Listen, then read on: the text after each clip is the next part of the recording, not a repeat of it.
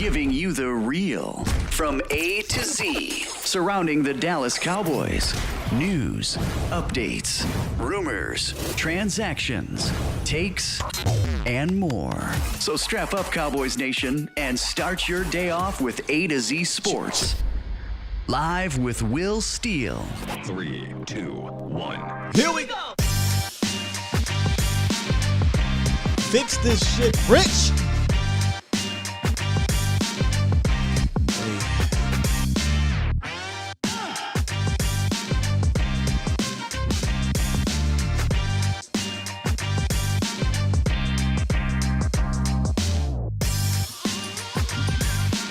Good morning, good people.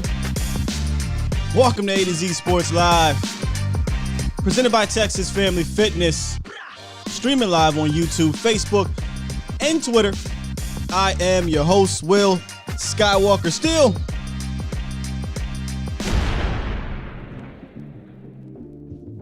I ain't gonna keep y'all long today because this is ridiculous here in Dallas, man. 3, 2. But coming up today,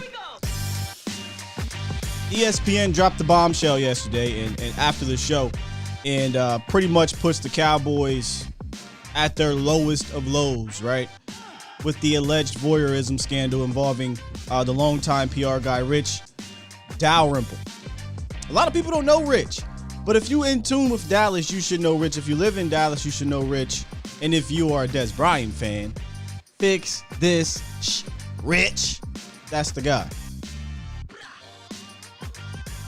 We're going to detail that, talk about that because it's now I kind of feel like a Washington football people fan now. You know, I kind of feel like one of those fans, and we got a chance to make fun of them for their terrible ownership and management and things like that. Now, you know, and the Vegas had a similar situation. Now Dallas is in that same standpoint, and you know, words like sick, you know, disgust, entitled, good old boy, all those type of words came to mind. But I think as a fan, I'm just embarrassed. Like, this is embarrassing, man.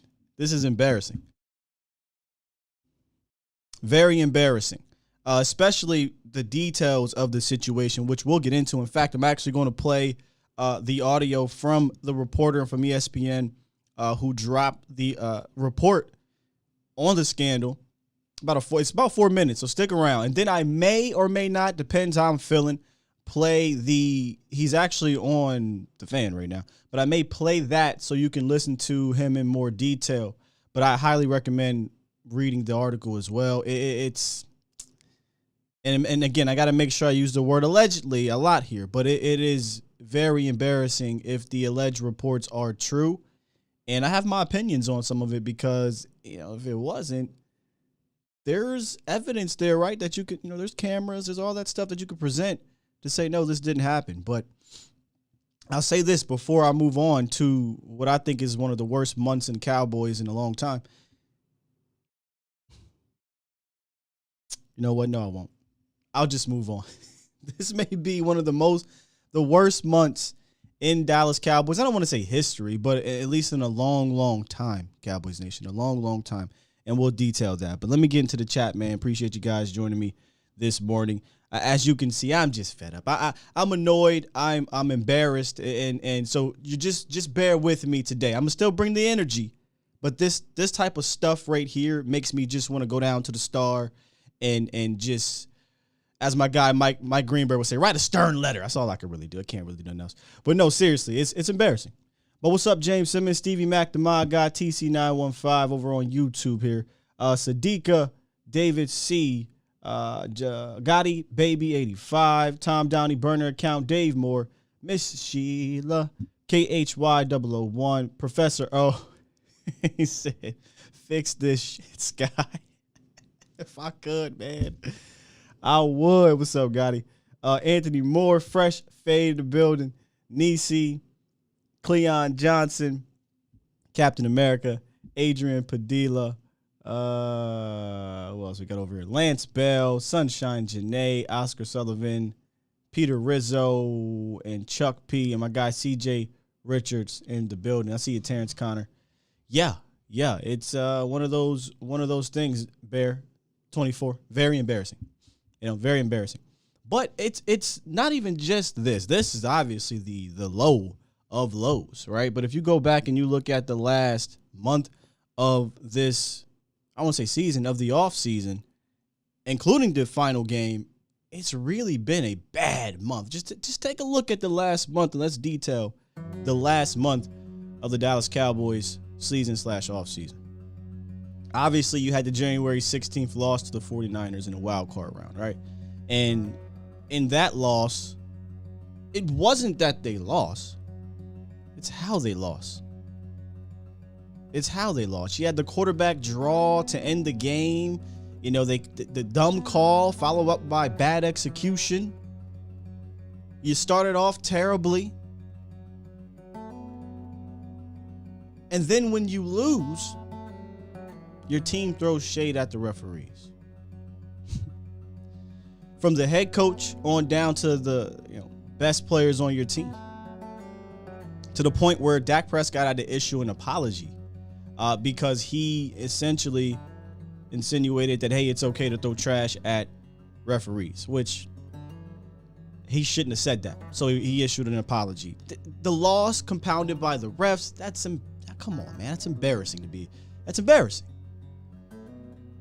Then, before Jerry speaks at the Senior Bowl, but before Jerry spoke at the Senior Bowl, he went on the radio and was pissed off. He was pissy, and I get it. He was upset. He was frustrated, and we all believed it was fake mad because it felt that way. But he goes on there, and he puts some uncertainty around the head coach, right? And then they sign Dan Quinn, and he goes back and he does an impromptu radio hit where he's walking all that stuff back. And not too long after that, he goes to the Senior Bowl and he talks about Dan Quinn being a head coach option. He talks about one of the ways that he keeps these assistants around, Quinn and Moore, is by telling them that they have a shot at being a head coach in Dallas and then telling us that they want to be a head coach in Dallas. It's owner, man. Which then makes Mike McCarthy have to respond on February 15th, a couple days ago, which we talked about a lot yesterday, where he talks about the unusual circumstances, the unusual landscape. The fact that he had to come out and even defend himself is ridiculous. But if you missed that one, go back and listen to that interview. McCarthy, in the best way he can be, being employed by Jerry Jones, seems to be fed up, right? And I don't blame him. He talks about the other stuff that is important to Jerry Jones, but to me, Mike McCarthy, I'm just about winning. I just want to focus on winning, but I understand the landscape of this team. They like to deal with the other stuff too. Then finally yesterday, the Rich Dalrymple scandal, which is accompanied with an alleged Cowboys cover-up, which I don't even know if you can, I'm saying alleged because I got to. But I don't even know if you can say that it wasn't a cover-up. They literally paid them to be quiet. And what I mean is $2.4 million settlement with an NDA clause, which is the feature of our morning roundup. So let's get into that, Cowboys Nation, and listen to the details, because he explains a little bit better than I will.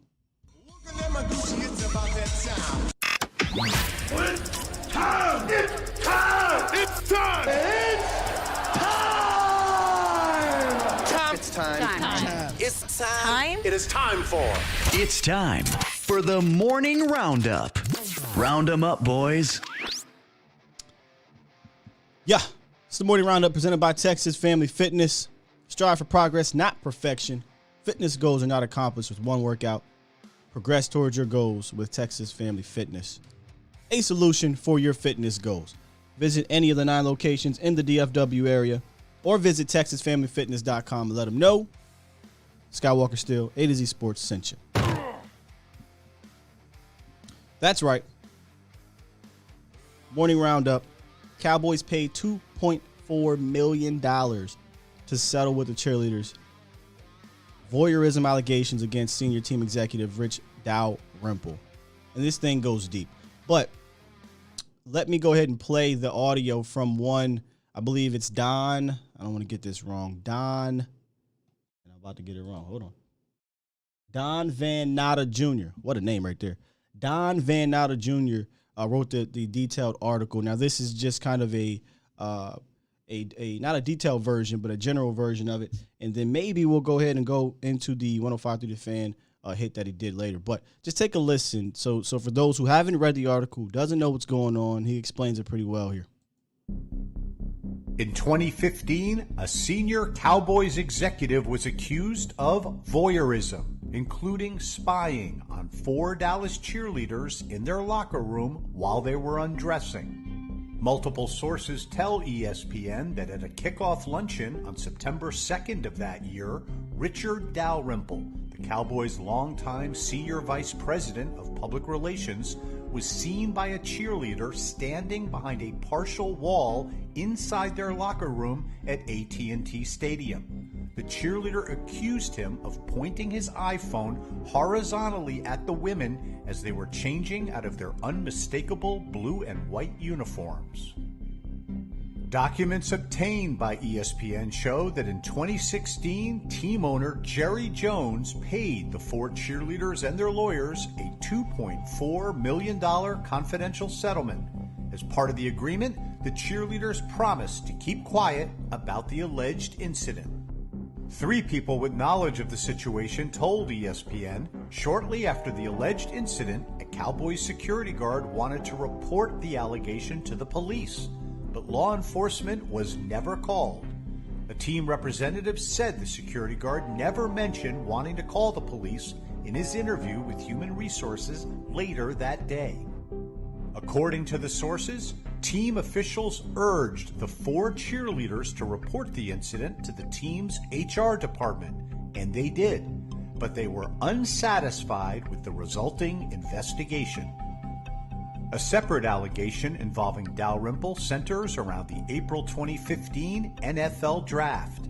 ESPN has obtained a sworn affidavit by a Cowboys fan who claimed while watching a live video stream of the team's draft war room, he noticed Dalrymple repeatedly using his phone to take what he called upskirt photographs of Charlotte Jones Anderson, a Cowboys executive vice president and Jerry Jones's daughter.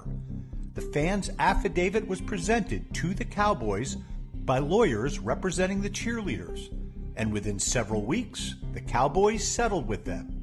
ESPN was not able to obtain a copy or view the war room video in question.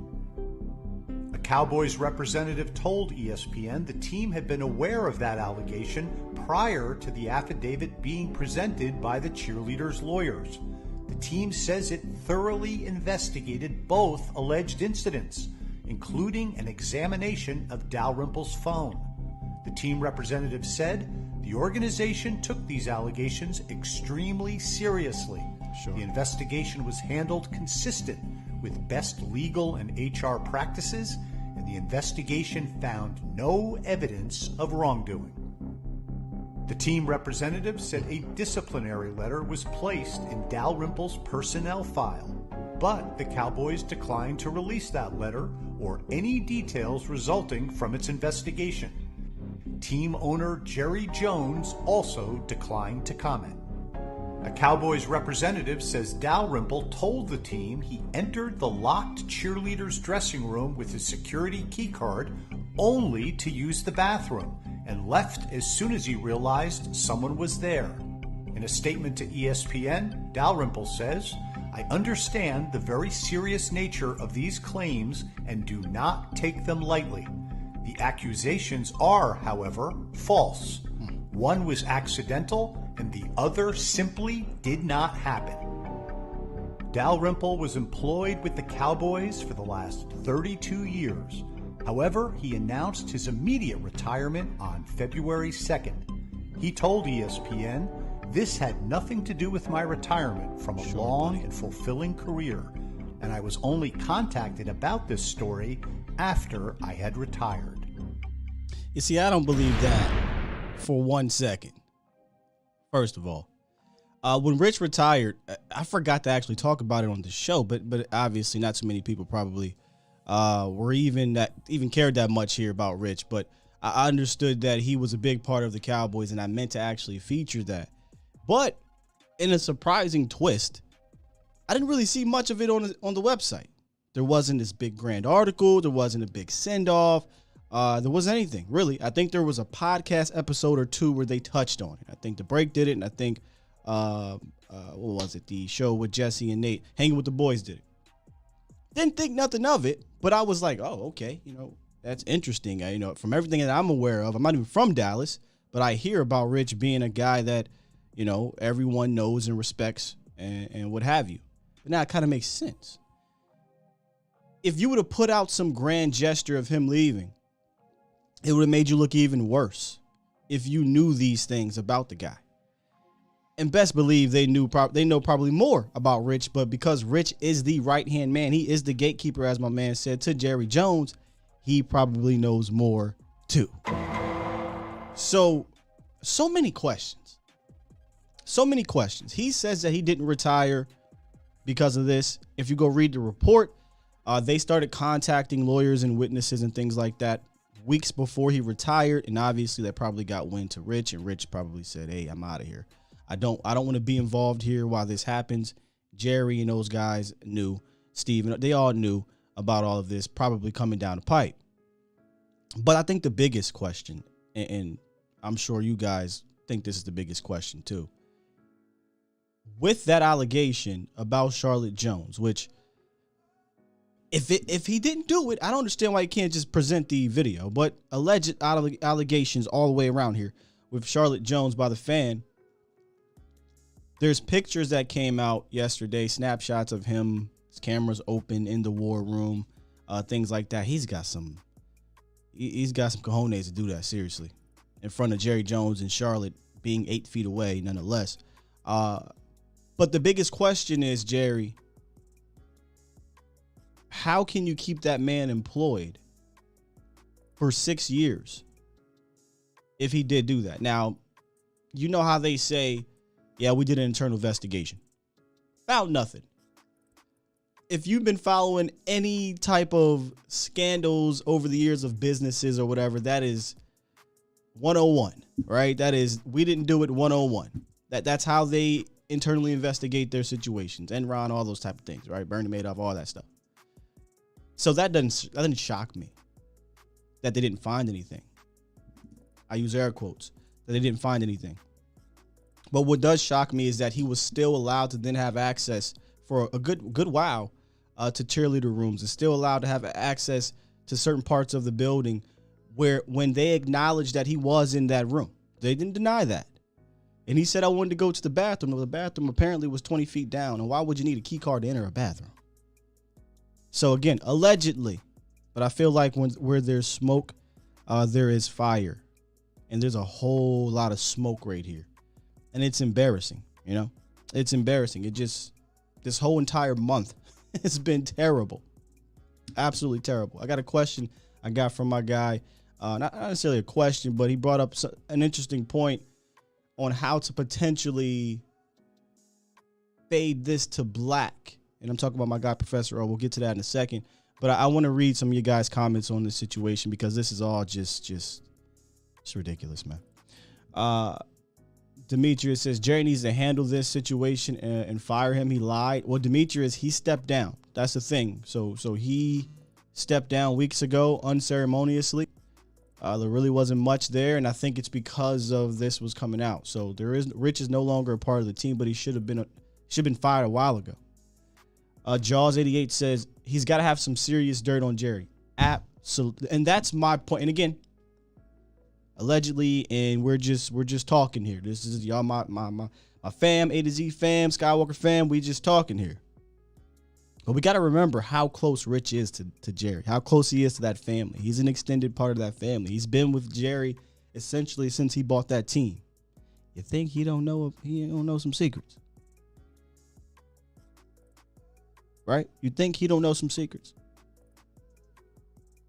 And in the report, Rich's lawyer, I don't want to botch his name. I want to say George Parker, but I could be wrong. I think he's a pretty famous lawyer down here. He told him that if they do fire you, you have a wrongful termination lawsuit because there is no hardcore evidence. Rich probably was like, yeah, sure, I have a wrongful lawsuit or wrongful termination lawsuit, but do you know who I am? Do you know what I know? They ain't gonna fire me. And he was able to stay on for an extra 6 years. Very interesting. Very, very dysfunctional, Moat. Very dysfunctional. And a lot of you guys are talking about the daughter aspect of it. Nisi said, Jerry, you weren't there in the right way for your daughter. I am. That's the shocking part to me. You know? That's the shocking part to me. Because it'd be one thing if this was the only incident. But because of the cheerleading situation and then the draft thing happens, if I'm a father, I'm like, wait a minute now. These are two completely different situations, but they involve the same thing, and that's taking pictures. And you're talking about my daughter? Listen, I don't have a daughter, but I got kids. And I'm sorry, Rich. It would have took a whole lot not to put hands on Rich. But again, maybe he knows some things. By the way, my bad, y'all. If y'all wanted to call in, I didn't put the call-in line up there. 351-999-3787 if you wanted to call in on your opinions on this situation. Professor O says he used a key card to enter a locked cheerleaders' locker room and took the back door because a guard was in the front. There was a men's room 20 feet away, shady. Exactly. I'm telling you, go read this. And the reason why this stands out to me, because we talked about dysfunction. We talk about culture in Dallas. And we talk about the culture starting at the top. And I know this doesn't really have much to do with on-field production and in the locker room. But still, this type of stuff, in my opinion, can permeate throughout your organization. The secrecy, the dirtiness. We already know Jerry, right? We know, we've seen the picture of Jerry drunk with the girl and all that type of stuff. That seemed to be swept under the rug pretty fast. But we hadn't seen this just quite yet. And it could be because Rich was the guy that swept these things under the rug. Somebody hit me up and was like, Nate Newton had a story about, Rich sweeping things under the rug. He's their fixer, their Olivia Pope. And apparently it got taken off of the website. So it's just, it's embarrassing. Oscar said this had nothing to do with my retirement fans. Man, come on, man. We ain't stupid. I'm not stupid. This absolutely had everything to do with your retirement. Everything. Jaw says it's always something with this team. It is embarrassing. Yeah. And Hollywood said, doesn't AT&T have mad bathrooms? Yes. Me and my lady were talking about this. We said, Rich, you probably were there when they were building this thing. You got the blueprints. You know where the bathrooms are, fam. Don't play stupid. You knew what you were doing. All right? You knew what you were doing. So I do want to ask this question, and I want to make sure I get this right, Professor O, because you made me think about this yesterday. Could this potentially push Dallas into doing something to create a distraction from this? Right? We see this a lot. We see this in big businesses. We see this in politics. We see this from Jerry. So let's not act like it's not something that doesn't happen here in Dallas. In fact, Rich retired February 2nd. Jerry spoke on February 2nd at the Senior Bowl. Let me bring this back up. Talking about Quinn and Moore, and not necessarily Sean Payton, but all those things on the same day that it was announced that he was stepping down. And that pretty much swallowed up that news from Rich Dalrymple. So his question or statement of sort was, will this drama make Dallas more likely to make a big trade or signing? Because Sheila says, yup, distractions are coming. This is how things work, right? We know this in this world. Will this drama make Dallas more likely to make a big trade or signing? He believes it would. I tend to agree a little bit. I had to think this one through, Professor O. I had to think this one through. Because we're talking about Steven now doing something out of his wheelhouse. But we also know that Jerry puts this brand above anything. And apparently, allegedly, possibly above his family. And if so, who? Trade, I'm not sure. Signing, there's plenty of those that they could do. But I tend to agree. So that's the question. Let me put this in the chat here for those who may just be popping up in here. Copy paste that jump right here. Will this drama make Dallas more likely to make a big trade? I say yes. Robert said this was planned. Sunshine says yes. Jaws88 says they're definitely going to trade Cooper to sweep this under the rug. Whoa. Now that was the one I wasn't thinking about. I was thinking about acquiring. You're saying trade away. It's possible too. Nisi says tearing down McCarthy is a distraction. See, the problem is this dropped prior. I'm sorry, this dropped after McCarthy. Right now, this trumps the McCarthy story, in my opinion. This trumps it. Peter says, I believe so, to deflect negative attention. Yeah. Below the heavens. Hold up, though, because that's pretty funny. He says, if so, then bring out the scandals. So he's basically saying, if we go to make trades and we're going to sign guys, yeah, go ahead, bring out the scandals. You wild, below the heavens. I got D Shift on the phone here, man. D Shift, how you feeling, man? Whoa, what's up, Scott? What's up, brother? Man, just you speaking on it, man. Y'all touch on it. I'm really thankful for platforms like this because honestly, the ones that are employed by the Cowboys, they're not going to be talking about this dude. stuff. There's nothing on, and I did this on purpose, and I get it, D Shift. I don't mean to interrupt you. My apologies, but the fact that you said that, I went on the website specifically just to see if they would touch on it. They ain't doing that, and obviously we know why. They scared. Last time I saw, Hanging with the Boys, Nate and them, they were talking about Dalrymple, like, oh, man, you have your back. Mm-hmm. He's the PR guy. And, he's basically the guy that swept everything under the rug,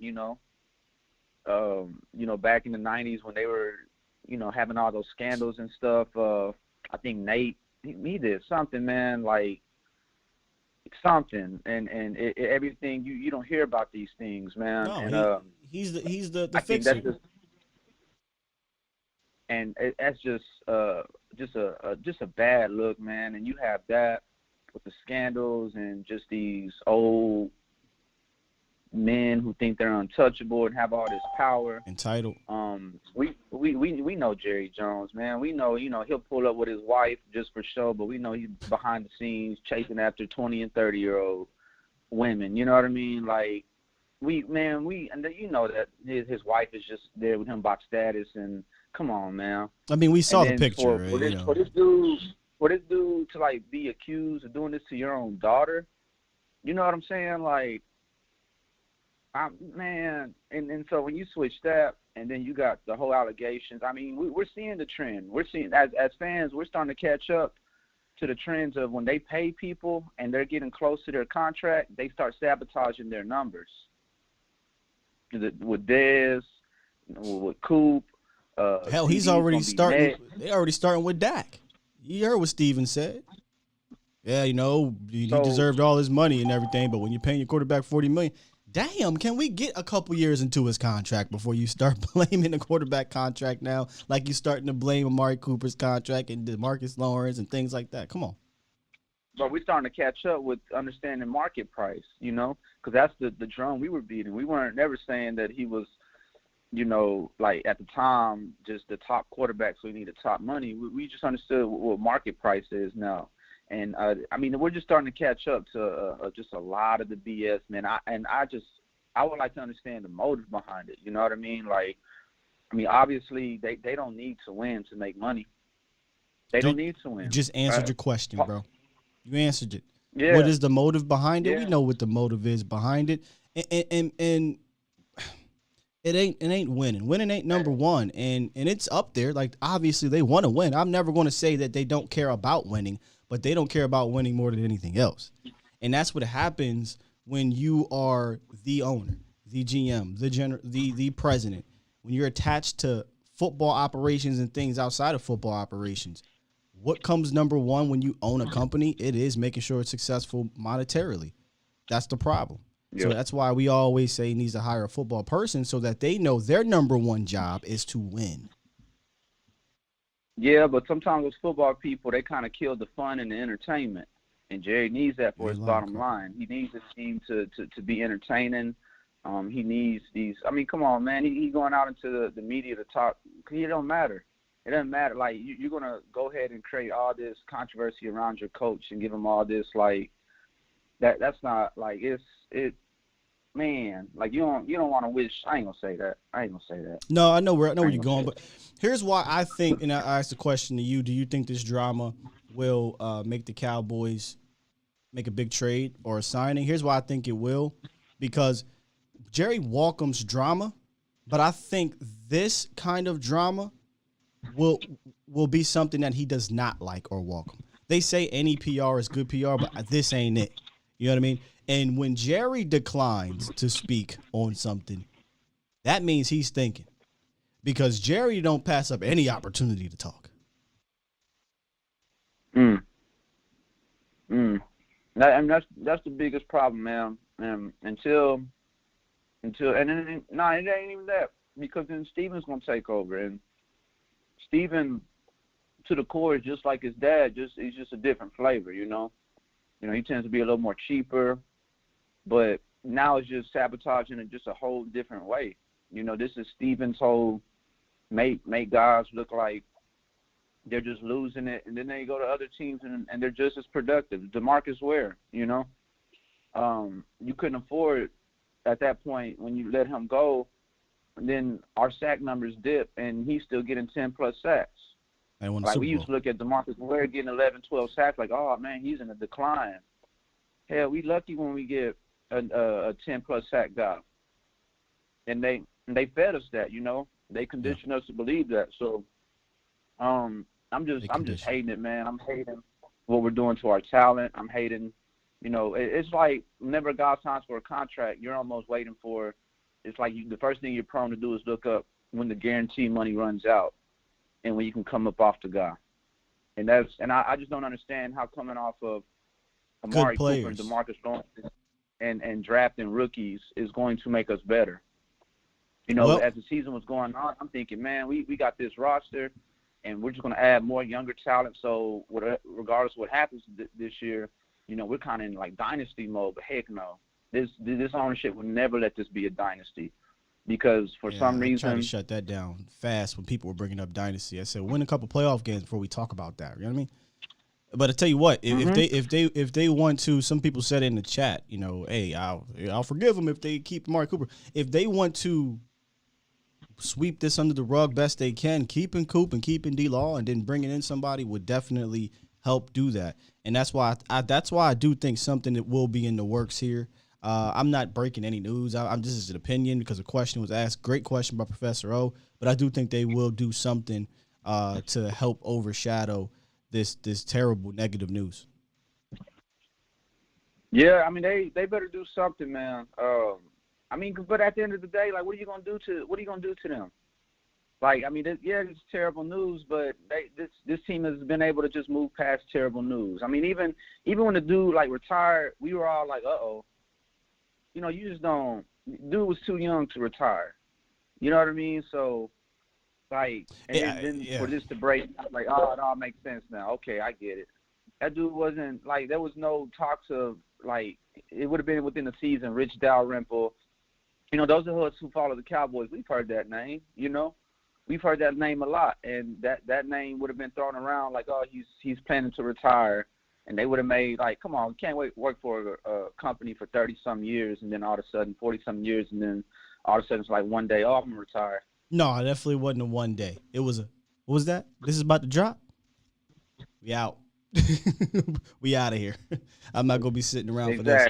Because He's the All guy right. that's responsible to go talk about it when it does drop. But hey, D Schiff, I appreciate you calling in, brother. Let me get to a few Appreciate more. it, Scott. Yeah, Take it easy, bro. yeah. I don't know who their new head guy is, their new PR guy. They in the report they talk about Wilkinson. I'm not sure who that is. I know Cohen's the lawyer. Wilkinson, I guess, is the spokesman right now. Who's taking over for Rich? I don't know. Most teams, you don't know these things. You know what I'm saying? But in Dallas, it's Dallas. Steven, so I think you came in maybe a little late. This doesn't equal trades. There was a question that was presented by my guy, Professor O. And I want to ask that question to you guys. Will this drama make the Cowboys do something to overshadow it? A trade, a signing, or what have you? That's the question. That's where it came from, Steven. It wasn't like we're correlating it together. It's like, okay, how will Dallas try to get rid of this situation? And it's to, I don't want to say cover it up, but something to overshadow it. What's going on, Fresh Fade? What's going on, King? How you What's up, feeling? brother? I'm good, man. I'm good. Man, I guess there's a reason why, Rich couldn't fix the shit that Dez was talking about, man. He was too busy fixing his camera to take pictures. I mean, Fix this shit, Rich. Yeah, man. This is crazy, man. Look, man.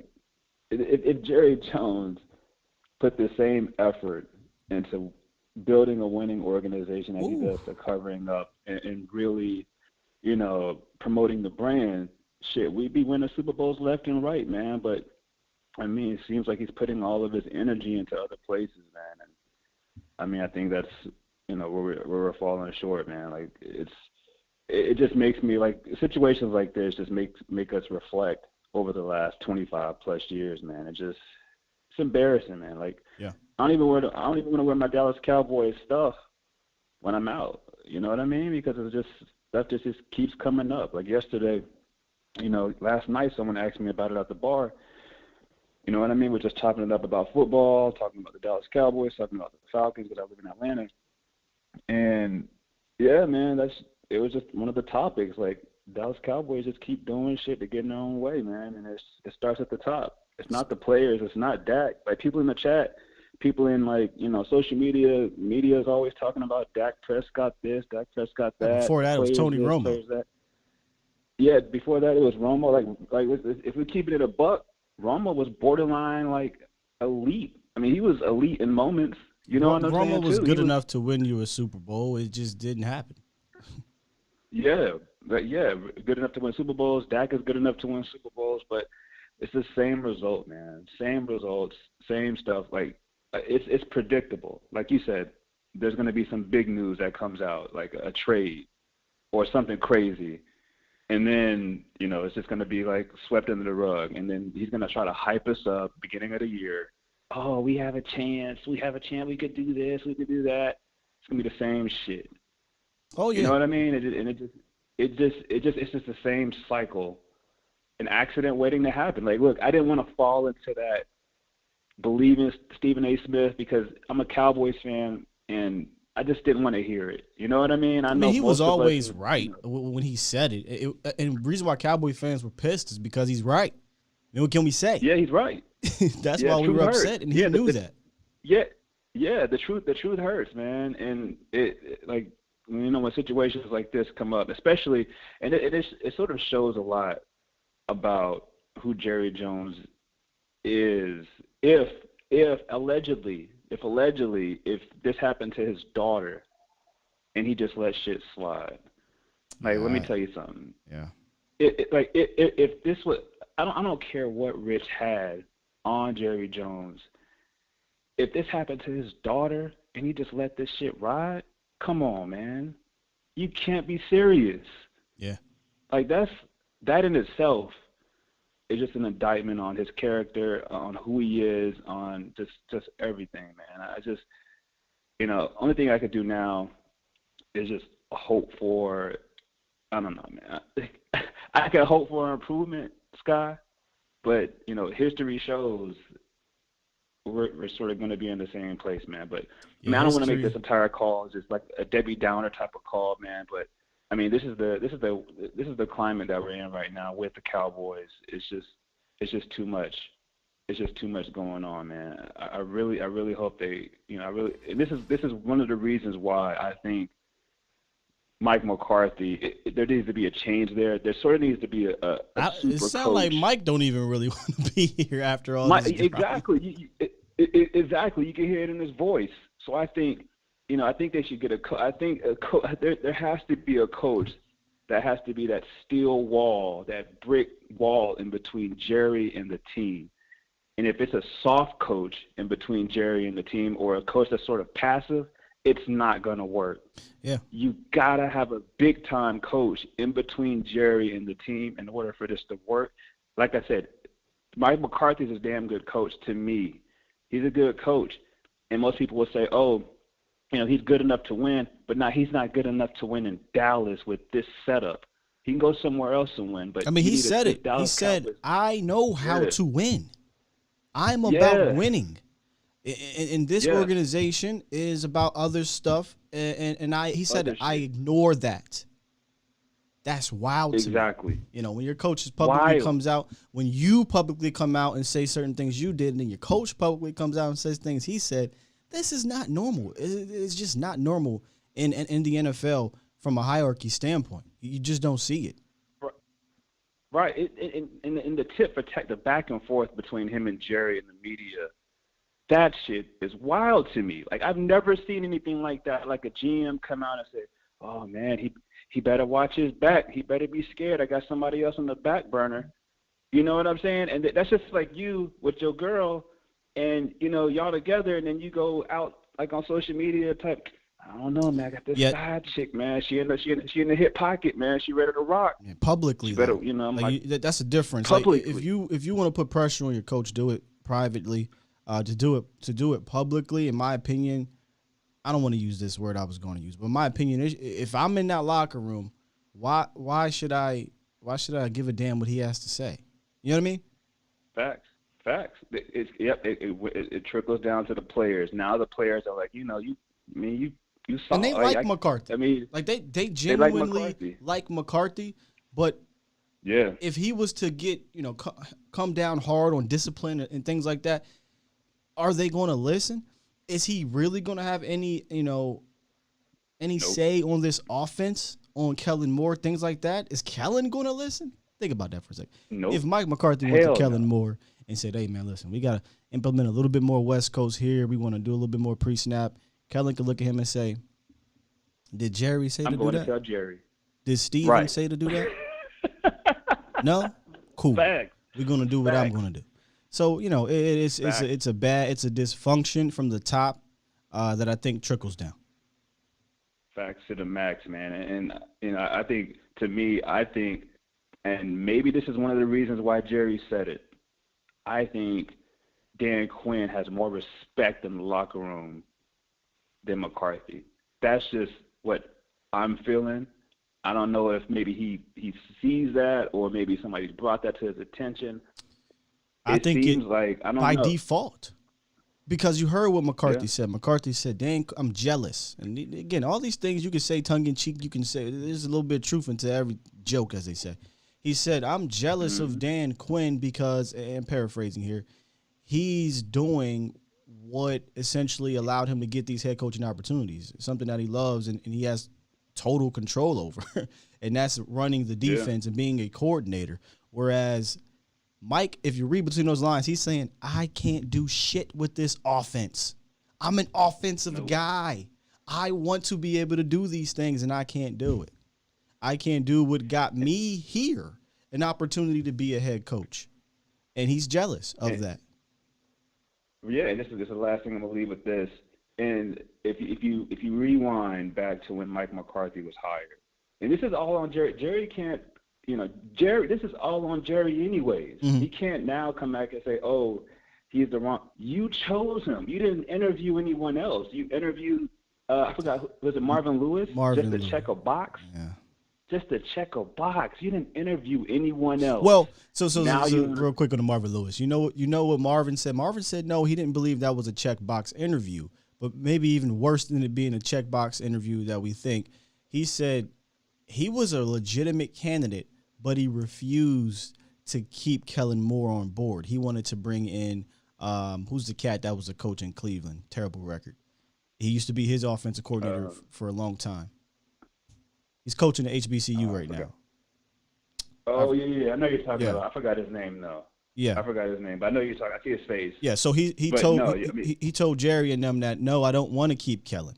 I want to bring in my own guys. And Jerry and them was like, well, thank you, but no thank you. Hugh Jackson, thank you. I guess.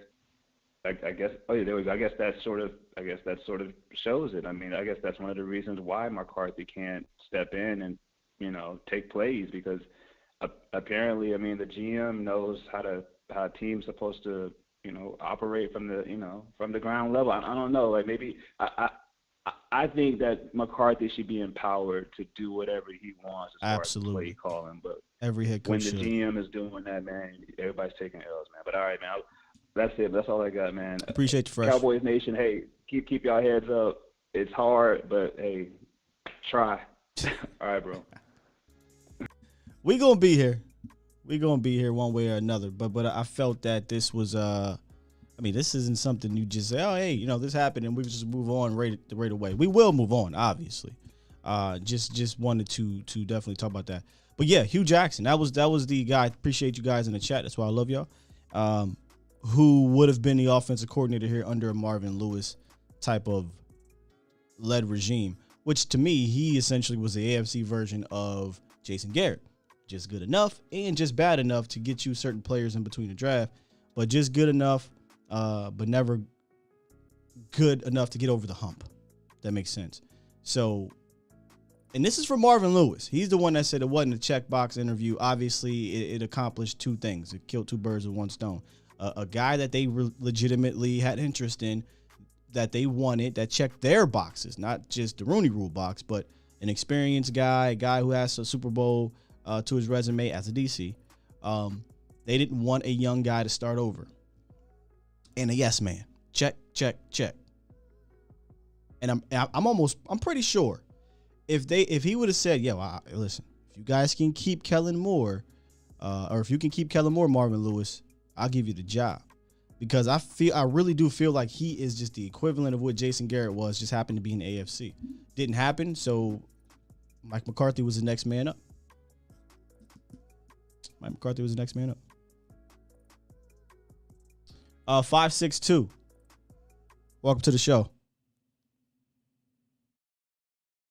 562. You are live.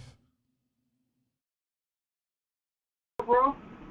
What's going on, man? It sounds like you got. Okay, everybody drop your container. Thank you. Bring a 40-foot charge. Can you hear me? I hear a lot of things in the background. I barely can hear you though. Yeah, I'm sorry. I'm at work, bro. I'm sorry. I understand. Hey, a quick question. I got a quick. Appreciate the show, man. Thank you. I'm listening for a while. Quick question, bro. Sure. Two things. You know what, man? I really think our offensive line, man, it hasn't been the same since Bill Callahan left, man. Yeah, that's true. Everybody, talking about, I think he was really one of the major factors in us in our offensive line. After he left, man, he kind of had a downward decline. And my second thing I want to ask, man, is, I need y'all to help me, man, because I'm really starting to believe, man, that the game might be like, and I hate to say this, I don't know if it's true or not, man. I need somebody to tell me if I'm tripping.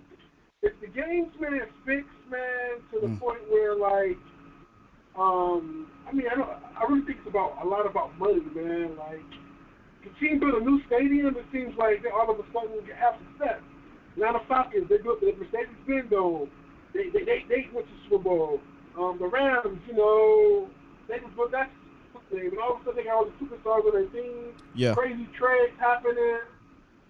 Am I tripping, man? Like, is it like, I won't say fixed, but maybe nudged to, like, help teams out, like, because I know the NFL share revenue.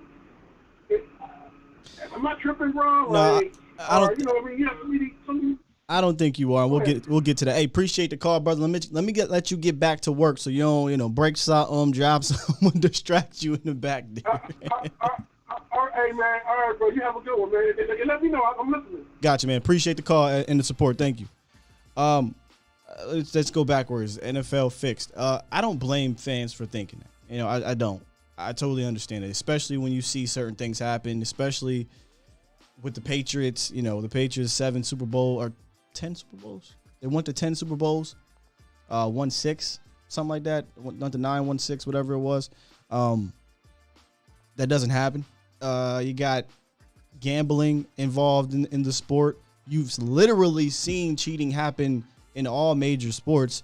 MLB with I believe the White Sox, was it the White Sox back in the day? And you got obviously Tim Donahue or the referee in the NBA, Pete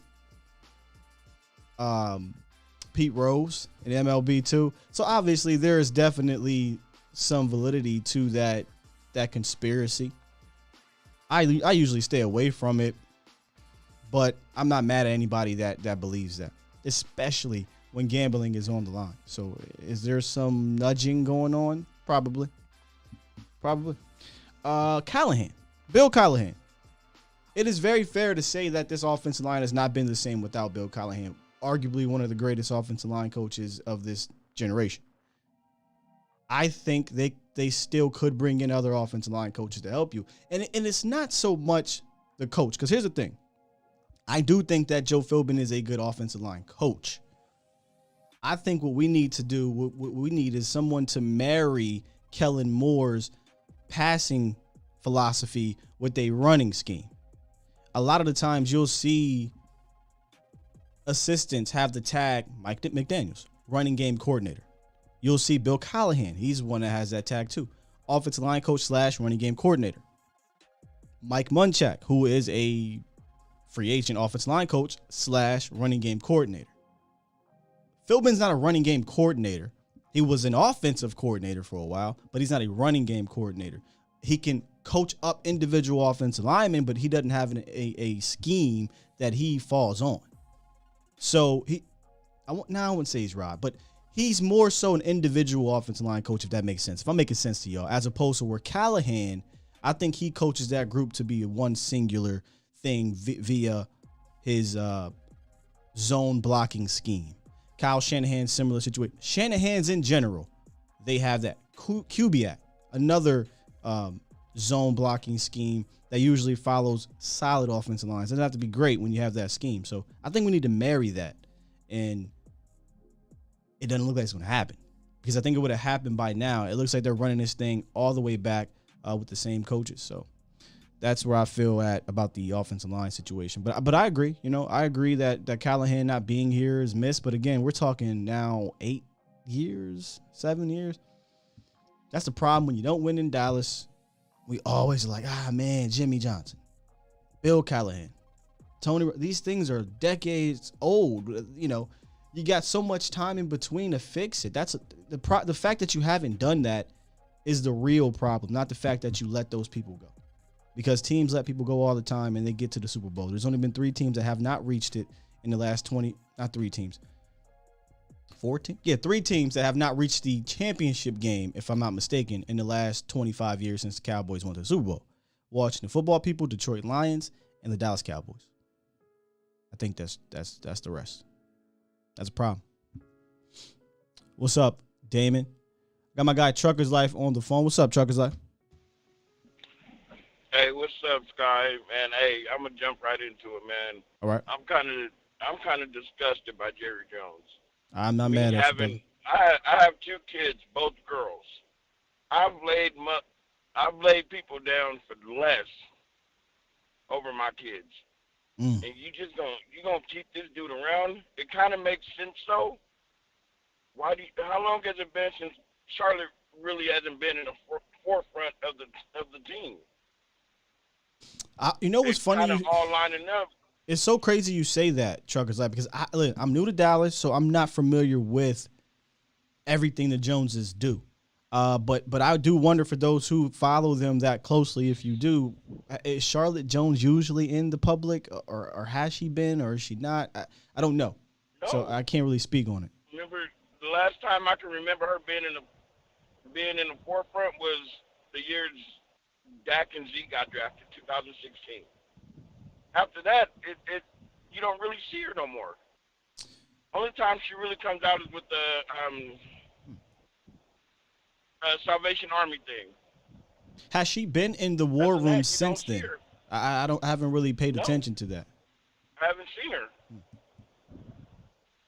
And it just, for you to allow a guy to violate your daughter like that and still keep him around, that is disgusting. That just hits me different, because I had a situation a few months ago where I had to protect my daughter. I have a 19-year-old daughter and I have an 8-year-old daughter. And it boggles me to think that you would put this guy above your daughters. I don't care how old my kids get. I'm always going to protect my kids before anything. Right. Yeah. That is just nasty. I think what really makes me question the whole thing is, even if you don't think anything happened, although there seems to be somewhat of proof,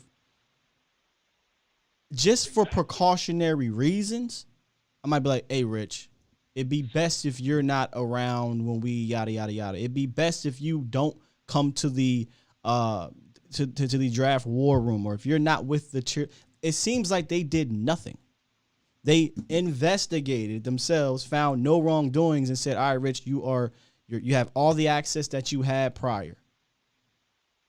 And I don't think this is one of those things where, like, the cheerleaders are looking for a money grab or anything like that. And obviously Charlotte didn't report this, so I'm not going to speak for Charlotte.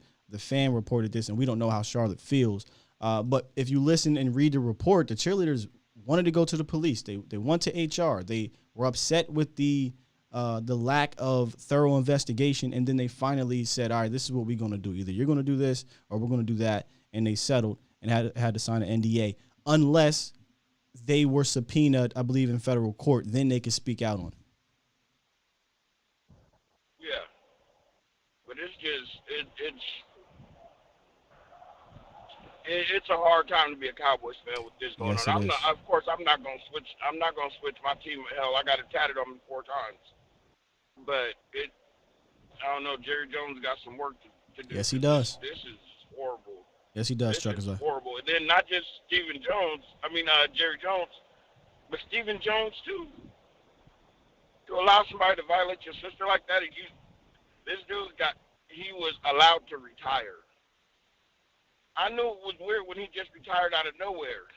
I was thinking to myself, like, damn, what happened? I said the same thing. I was actually stunned. And again, I wanted to come on here and talk about it briefly, not because, Rich is a guy most Cowboy fans know, but some people know him obviously for the Des Bryant thing. But the fact that I've been able to talk to some Cowboys players, especially Jesse, there's stories and there's things like that. He's told me things, and I would have shared those things, but now it's like, whoa, wait a minute. And to make sure you say, oh, it's not because of this. Get out of here. We know exactly why you did it. Yeah, it's because of that. You wanted to retire before the fire came because you saw smoke and you ain't built like that. Yeah. I'm sorry, that dude would have been picking his brains up off the floor if he would have violated my daughter like that. I ain't mad at you, bro. And that's what I'm saying. I don't, it would have been hard to not put hands on somebody that took pictures up. It's just tough to even think that. But there is there are screenshots of Rich sitting down with his phone down, and he's standing up, and his camera is open. You can see the image, and then he sits back down, and he's looking at his phone again. That's not saying much, but it's something. There's smoke there, and it's kind of frustrating and embarrassing. But hey, Trucker's Life, I appreciate you, good brother.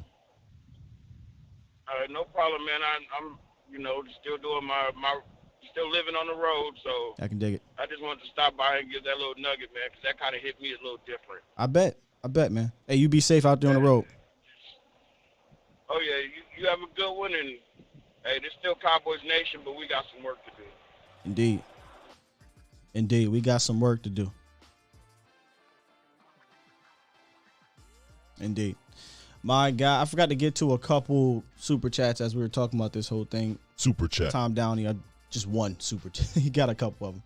But he talked about Stephen Jones, and he said, do you even trust Stephen Jones to spend big money in free agency? Outside of the question that Professor O presented, no. Of course we don't, right? We talked about that. So, no, I don't trust him to. But if we incorporate the question that Professor O asked, then possibly. He also says, Sky, our culture is toxic, and it just starts at the top. Yep. And think DC players now, do you take your daughter to work day? Do you think Dallas Cowboys players now take your daughter? So I think you're saying, would players or people that work for the organization even bring their daughters around that organization? That's another thing that could potentially be a big fallout. A big fallout. And it wouldn't shock me if Charlotte did speak up. Right? That's usually the next thing that falls in line. The quote unquote victim that didn't know they were a victim. If they're involved with an organization, they speak for that organization. Oh, no, he's a great guy. All this type of stuff. That wouldn't shock me. And I don't know Charlotte, so I don't want to speak for her, but that wouldn't shock me if the alleged accusations become too big for Dallas to talk, for Steve and for Jerry to speak on their own. I think so. Lauren Michael, get some football questions here. Let's get a couple football questions, then we're going to end the show here. I love Curse, but we need to add a college stud safety early in the draft. Stop waiting to draft a top-tier safety with expectations. Come on, can I get it? With expectations that he'll play top tier in the playoffs, invest in the safety position. I mean, now Lauren still will sign Curse. Curse ain't a problem. But yes, absolutely. Come on, man. If you go back and look at, now you can't because they're gone now. They wiped them from the channel. But the draft shows and things like that, I have a safety bias. I play the position. I love the position. I think it's an important position that people don't respect enough, especially in the now we're in the 2022 season where it's a huge pass-happy league. They definitely need to invest in the position. Mr. X says, what if Charlotte leaked it herself? Woo. That would be nuts. I don't know who leaked it. There's a guy that, I don't want to say names here. Somebody said that they believe it was a high-ranking official who's no longer with the team. But that'd be crazy. Hamilton will be gone most likely. I'm high on Brisker and Dax Hill. Professor O, yeah, we on the same page. Hamilton, he out of here. I would love him, and I would trade up for him, but he out of here. Definitely Brisker. Remember we talked about Brisker last week. You said it was a surprise first-round pick, and I think Brisker would be the surprise first-round pick for a number of reasons. Many probably don't believe he's a 24 overall guy. There'd probably be better players there, and it's a safety position. The Cowboys taking a safety in round one seems to be unlikely, but I am a Brisker fan. Steven said we need to know who dropped the news. Who dropped the article would have been Don Van Natta Jr., who, again, was on the radio. I was going to play it, but I'm not going to do that. I think we talked on this enough. If you guys do want to go check out his interview on 105.3, you can absolutely do that on the Odyssey app. So definitely check it out. Lauren also says we need to strengthen our linebacking core too. Micah can't do everything, and LVE is a shell of who he even was when he had a neck issue. Our expectations for LVE were silly. Yeah, we are just about through with the 2018 draft class. We talked about LVE. We got the Dorrance Armstrong. We talked to Michael Gallup already. Tomorrow we'll finish the 2018 draft class off. I probably won't get into too many free agent options for the left guard position, but we'll finish that. And maybe we'll look into some options via the draft since that position could be emptied. But tomorrow we'll finish that, and probably next week we'll move on to a different series. But yeah, I definitely got to strengthen the linebacking core. We talked a little bit about Nakobe Dean last week. I've become a big Chad Muma fan. Hell, we talked about defensive tackle too, and you guys were mentioning the UConn guy. Remember when we had Foots on here? Big UConn guy fan too. Jones, I believe it is. So if we can address safety and interior defense line and offensive line within the first 3 rounds, I don't give a damn how. what order I will come out of that draft feeling better about moving forward, depending on the player, obviously, right? But I do feel like interior, D-line, O-line, safety, and linebacker need to be the priority. And you could argue any of those positions could be taken in the first round. Unless, obviously, you go to free agency, but let's be real. Yeah, Brian Peters said Muma will rise after the combine. Moves too well. Do I think that Jabril Cox will return and be a factor? I do think he'll return. And we're big-time Jabril Cox fans here. And because it's ACL and he tore it pretty early, I think it was early November, late October, somewhere around there, I think he'll return in enough time, somewhere maybe around July or August, where he should be good to go. It may take like a month to get in the swing of things, but I think Jabril Cox will be back and he'll be fine. Even with Jabril Cox, you don't have enough depth, and I want to put as much athleticism in that room. We talked about the potential of a Micah, Jabril Cox, Quan Alexander, Nakobe Dean, or Muma, or Lloyd, or who's the other cat from Georgia? I think he was a good linebacker too. There is opportunity to fully revamp this linebacker room, something you really didn't do last year. You brought back Jalen, you brought back LVE, and then you tried that experiment with Keanu Neal. I didn't think that worked.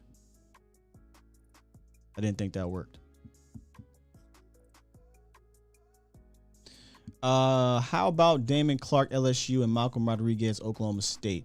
Now, the Clark kid, I did look up. I haven't seen Malcolm Rodriguez from Oklahoma State, Jay, so I'll take a look at him, and I can report back to you. I'm not sure where I feel comfortable taking Clark at just yet, but he said he played with Jabril Cox. All right, guys. If we don't have any more questions, we're going to go ahead and wrap up this show. I appreciate you guys tuning in today. I know this was a tougher one to get through because it was mostly about drama. The drama of the Dallas Cowboys. Yeah, Quay Walker is the other one. Thank you, John Jones, linebacker from Georgia. I don't like the fact that I have to talk about these things, to be honest with you. But I have to understand that I do a show here 5 days a week, and these things are important in the sense of the structure and culture of the team. And I always want to get the pulse of the nation, right? I want to get the temperature of how you guys feel about it as well. I would love to just strictly talk about just football, and I tried to do that. That's why I said to myself today, let's get this thing out the way and try to get back to football stuff tomorrow and moving forward. But it is the Dallas Cowboys. There will probably be another drama type of story that drops because that's just the way it goes, or as my guy says, the way the cookie crumbles. There will probably more drama in Dallas, which sucks. Why can't it just be about football, man? Why can't it be about football? Yeah, Juan, I don't know if I can play that glory hole drop anymore. I feel a little weird. Am I tripping? Y'all let me know. Am I tripping? Because I don't know if I want to press that button anymore after that. It's just, God, this organization, bro. Tom said that Dallas is a TV show. It is, as the world turns, or as the star turns, as they say. Yes, Professor O, please make sure you do hit that like button on the way out if you can. Share, subscribe with all your friends, family, and foes. Things will pick back up. I think morale will pick back up the closer we get to the draft, the closer we get to free agency and things like that. And I'm okay with allowing my hope to get up and get in. That's just the way. That's being a fan. That's being a fan. Jonathan Scruggs said, "Go ahead and delete that. Yeah, I don't think I'm gonna drop that glory hole no more, man. I think we done. Yeah. Well, we can keep these ones, though. Where my other ones at? I don't like your attitude. We can keep that one. Get your damn act together. We can keep that one. We can't do the glory hole no more. That's retired. Jamal Porter, what about the McCarthy interview? Check out yesterday's episode, Jamal. That was the first half of our show. Run that thing back. # run it back. I'm out of here, y'all. Listen, y'all already said some crazy shit in the chat. Love y'all, man. Appreciate y'all joining the show today and getting with me, working through this thing with me. Appreciate y'all a whole hell of a lot, man. Make sure y'all check out Mauricio Rodriguez later tonight on A to Z Sports Prime Time. He does a fantastic job covering this team. And A to Z Sports Dallas.com. All our wonderful articles on that website as well. Y'all take it easy, man. Appreciate you. And salute to two of my mod guys now, Professor O and Stevie Mac, the mod guy. We out of here. Peace.